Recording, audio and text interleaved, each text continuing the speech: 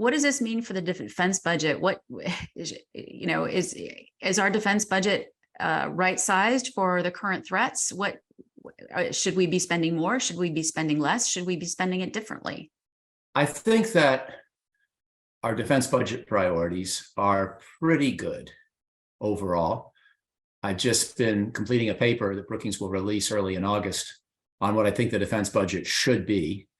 And for old timers like Bob and myself, at least, you'll recognize the title, Bob.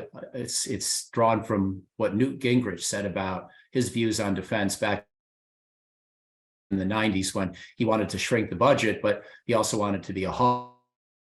And he said, somebody asked him, are you a hawk or are you a budget, deficit geek? And he said, well, I'm a hawk, but I'm a cheap hawk. So the paper is How to Be a Cheap Hawk in the 2020s. And I think that, the Pentagon is focused on China as what it calls the pacing challenge or the most consequential strategic competitor. I like those terms. They're a little clunky, but that's better than calling China the enemy or the adversary.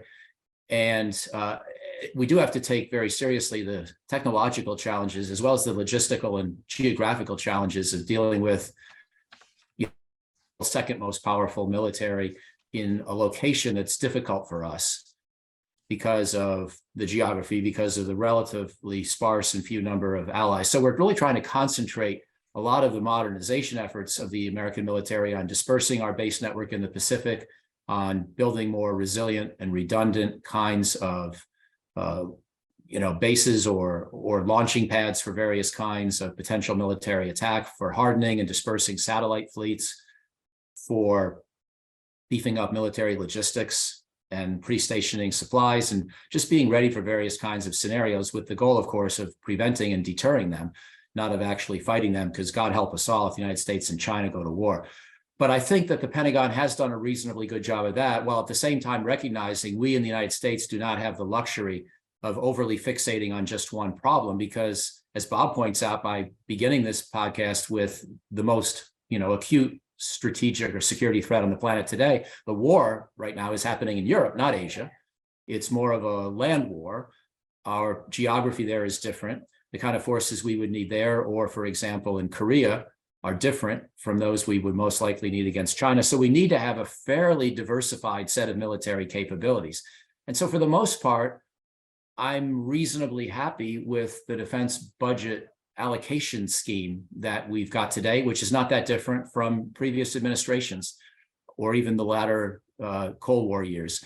And we have to focus on both Asia and Europe. We have to focus on maritime as well as land-based threats. And we have to pay very good attention to maintaining a strong all-volunteer force and putting a lot of money into people, because that really is one of our key strengths. And moreover, the all-volunteer force is now at some serious risk because recruiting has really turned into a difficult venture for a lot of reasons, not just COVID, but a lot of reasons. So a broad-based defense budget prioritization construct is probably inevitable.